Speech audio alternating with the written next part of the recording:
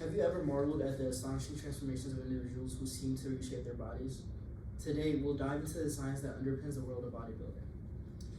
Bodybuilding has become an essential part of my everyday life. It all began during my senior year of high school when I realized I had gained 200 pounds. I struggled with all the excess weight and fat I had gained over quarantine. My initial approach at the gym primarily consisted of cardio and 100 reps of dumbbell curls, driven by the basic desire to achieve a remarkable physique. While I successfully shed the excess fat, I unintentionally lost some muscle mass. It wasn't until 6 months later after I started my journey that I committed to a structured program aimed at building muscle while maintaining a lean physique. I have been actively and consistently bodybuilding for a year and a half now. Bodybuilding extends beyond lifting weights, covering a comprehensive approach to physical fitness and sculpting the body. Today, I will be covering the history of bodybuilding, the nutritional aspect of bodybuilding, and how to get started. Bodybuilding is a form of training using progressive resistance to grow, sculpt, and control one's muscle with something called muscular hypertrophy. Hypertrophy is an increase in size subjected to the object you are describing. According to TSEGA, an online website written by hired professionals, bodybuilding was first inspired by ancient Greece, a society partly known for its inhabitants' physique. Bodybuilding first became popular in European strongman competitions and circuses.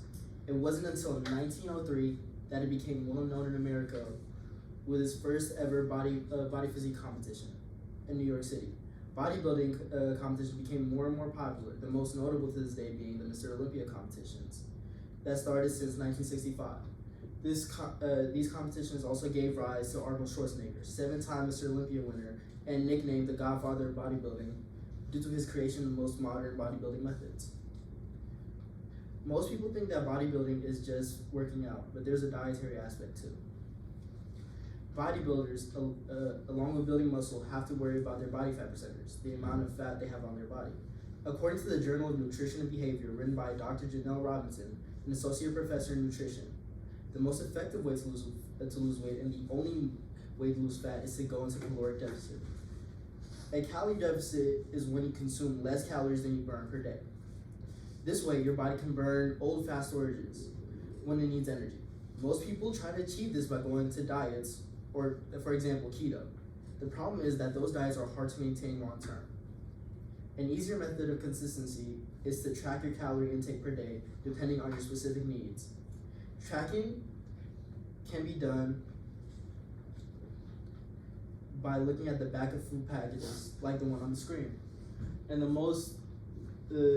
three main things you want to look at is your total fat, your protein, and your carbs, because those are the three main keys to your body fat percentage. You always want to make sure that your protein is high and your fat is low whenever you're trying to lose body fat. That way you can gain muscle and lose fat. Well, you can lose the fat while gaining muscle. There are also apps that help you with tracking calories per day, like Chronometer right here and MyFitnessPal. They help you with your protein goals for your day, fat goals for your day, and carb for the day for your energy.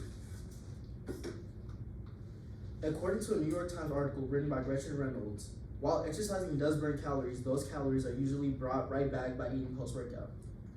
That is why most bodybuilders have preset meals of their own food choices that hit their specific calorie goals for the day. Now, let's discuss how you can get started on your bodybuilding journey should you choose to do so. The first and most important step in going to the gym is to go and keep going. Consistency is the key to progression. Arnold Schwarzenegger, in his interview with the health and nutrition journalist Subhashish Dutta, said, "Bodybuilding is much like any other sport. To be successful, you must dedicate yourself 100% to your training, diet, and mental approach." Another important step is to stay safe. Injuries in bodybuilding are abundant, ranging from dropping weights on your body to tearing your muscles. According to Matthias Rich, a lead physician in Germany, training with free weights has the greatest potential for injury. Bench press, neck presses, squats, and deadlifts are among the injuries. To prevent these potential injuries, it is suggested that you start off with light weights to get used to your workouts. In order to safely and efficiently grow muscle, proper form and tempo is crucial. Proper form refers to the form of movement per each exercise. For example, the bench press. For this, proper form is explained when you stack up your wrist to your elbows to get the most stability when you're pressing. That way, there's a little amount of the weight dropping your body while you're also hitting your chest. Movement tempo refers to the speed of your movement. In all exercises, it is suggested to go slow in each movement to get the most out of your training. This is what is referred to as time under tension. Just as it explains in the name, muscle is stimulated when it is under tension, so it makes sense to make that as long as possible while including minimum risk to your body. In closing, our journey through the history, significance of nutrition, and the initial steps in bodybuilding has provided a foundational understanding of this discipline. Bodybuilding is about more than lifting weights. It's a comprehensive approach to transforming one physique. If you make the decision to embark on your bodybuilding journey, remember that the pursuit of strength and aesthetics is a fascinating blend of science, dedication, and self-discovery. That's it.